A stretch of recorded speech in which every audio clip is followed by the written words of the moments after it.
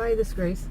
This video I'm going to talk about, well, first off I want to say this. I've heard this generalization quite often, actually. Read it or heard it. People saying that, you know, the people who act immature for their age are narcissists. Now, I would not make that kind of, you know, I guess you call it blanket statement with, you know, under one category, narcissist. Because you can also be the people who have been harmed by someone who's abusive, somehow abusive. Yeah, not necessarily a narcissist either.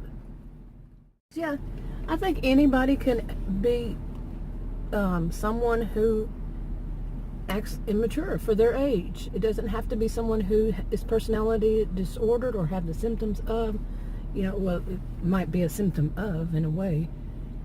But, you know, like people who have been infantilized, treated like a child by anybody, not just their parent or parents. It can be anybody on into their adulthood. You know, like they're much younger. I'll give an example of this. I had a boyfriend years ago who he had fallen and hit his head on the bricks around the fireplace in his home, like one sharp, you know, corner of it, and fractured underneath his, it was like right at the bottom of the back of the neck, right below the head, right below the skull. And over time, I found, you know, he told me, and he was acting kind of strange. So I asked him what was going on, and he told me, or maybe one of his friends told me, and I noticed, you know, that he had like fluid on the outside of his skull. You know, you could feel it when just touching his head. And so I tried to get him to go to the hospital. He refused. Now here, then, I don't know if it is that here now, but if I had tried to force him into the hospital, that's kidnapping. That was then. Like I said, I don't know if it is here now. So I couldn't get him to go. I did welfare checks on him and all that, and they would always say, you know, different things. Eventually, I got him into the hospital. It took 3 months, okay, 3 months to get him into the hospital, and I had to go before a judge and OPC him, okay. So I got him in the hospital. His mother was told that he would have been dead if I hadn't done that by the next morning, because his symptoms and problems were so severe. Yeah, it's really a long story, but I'll make it short as I can. His mother finally came up from Corpus, and Corpus Christi. We're above Dallas, so we were. And so she came up and she just wanted to take over, and it was so pathetic. Oh my goodness, you wouldn't believe it. The first thing she wanted to know was about his insurance policy.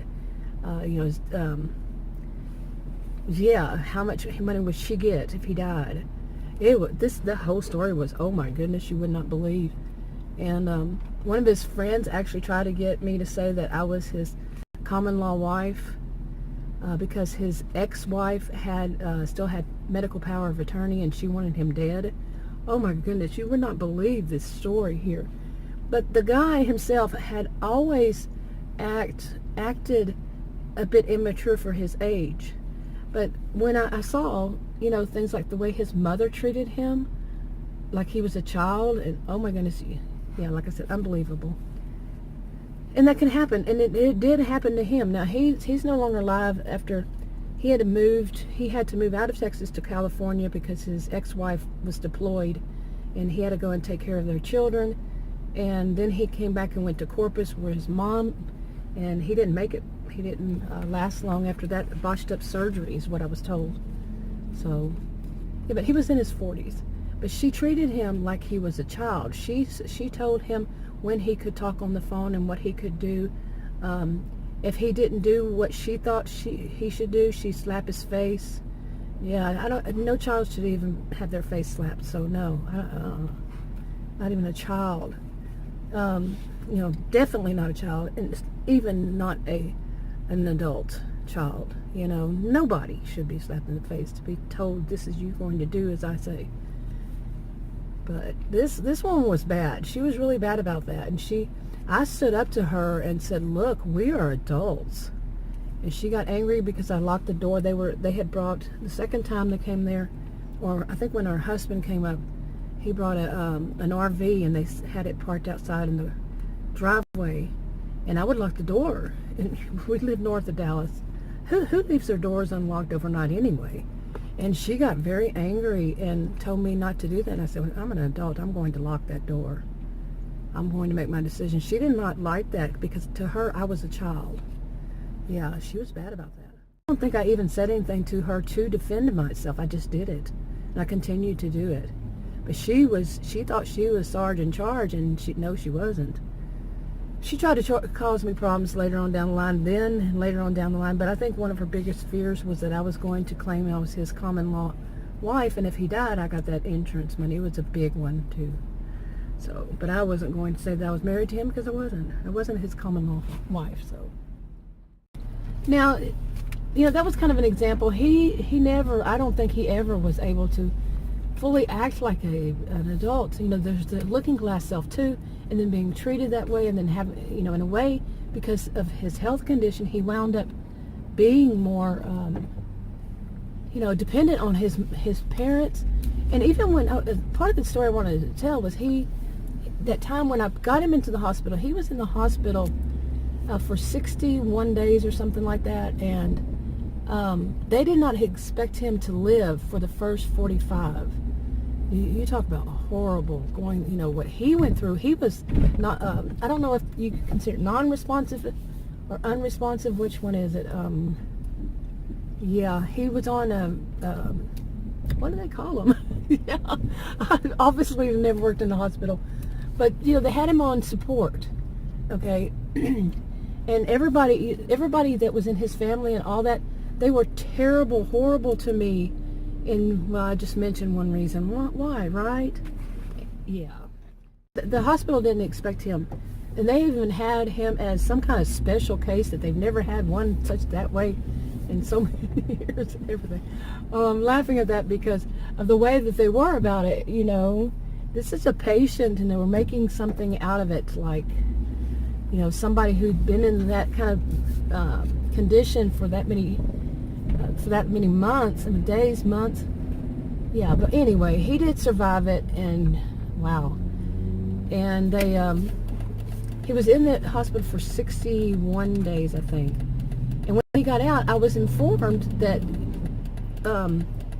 he would behave much younger, and he would have to basically grow up again. I had never ever heard anything like that. Still haven't, other than what I was told in the hospital. Never had before, never have since, but he did go through it. I am serious. He went through like developmental stages, and he was, I think, 41, maybe something like that, I don't know. And he went through like your developmental stages, like I said. It was so odd to see a grown man go through all those that he'd already previously been through. Yeah. But anyway, during the while, his mother, oh my goodness, and they even tried. She got his friends to side along with her. They tried to get me to where I couldn't go to the hospital. The hospital got really ticked off, said she is his norm, and she is going to be here, allowed to be here at any time, period. Bravo Hospital, I was his norm, and I was his norm. So, yeah, what people do, I tell you. One of the things I wonder is how do people, how well do they get out, like when they go no contact with a dysfunctional family that, or dysfunctional person who does that to them. How quickly do they become their own age, their own level of maturity? What do they have to go through? Now, I've been through that. I have definitely been through that myself. And there are times when I can feel it in certain situations where I act much younger than my age. And there are times when I act probably older than my age. It just depends on the situation. But some of them that I had been through, that person that did that to me, tried all the time to infantilize me, to make me, treat me like a child. If it was a situation that was similar to that, I could see myself behave not at my level and not at my age group. So there is a truck behind me that's scaring me. So it was a truck. Now it's kind of beside me, but it was one of those big, I don't know what you would call it, but it had a sign on the front of it, you know, the explosive sign, you know, that it could explode or whatever. And they were just, the person was just driving way too close to me, tailgating me. And yeah, that was, real life happens in the middle of a video, yeah. That's, somebody like that should not be driving that kind of truck. You know, very dangerous, very dangerous. So anyway, I don't even know where I was on that. I had to get just, you know, I'm going where I'm going, but I'm glad I'm away from it now. Really, seriously. I think I was talking about once a person goes, goes no contact with somebody or a group that's dysfunctional, and that they had been infantilized by this person or people. Yeah, I think there might be. I wonder about other people. Have they experienced? I know I did. Like I said, I have. And every blue moon, I will feel it in me. I will hear it in what I say. That I have not grown up in that situation. Now, I do think that there are some situations, like, say you were, you know, that this would happen to you kind of naturally, such as if you were married for a long time, a lot of years, you married young. I got married when I was 18, so yeah, I can talk about that. You know, just from a personal experience, but I can also talk it from an academic experience. But anyway, you're married young, you get divorced, say in your 30s. You're married like in your teens, and you get divorced in your 30s and maybe 40s or even older, and the whole game has changed. In that situation itself, of dating again, you are kind of having to mature. You see, you go into it with the same kind of mentality, you know, same kind of thoughts, same kind of thinking that you did when you were younger, just older person. But you know, thinking, okay, you find somebody you date, it's exclusive. That doesn't even come up, that term. What's exclusive mean? What do you mean, dating exclusively or not dating exclusively? You know, these terms start to really go, whoa, hold on a minute. There's a lot of them I won't even mention, you know. But, you know, it's not as simple as it was when you were young. A lot of people need a Snickers bar. Oh my goodness, that truck that had obviously had a muffler problem, speeding up like that, and then I turned down another road and somebody was on my tail again. No, he was on my tail on that big road, and no, I was not going less than the speed limit. We had just got past the light as it was. My goodness. They need their Snickers bar. It is close to lunchtime, so hey, that might be an issue. I wonder how many people actually think of that as an excuse for bad behavior. It's not.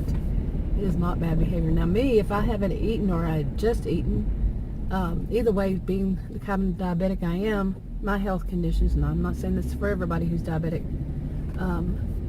yeah, right before, usually in the past when I was a student, it was a long time ago,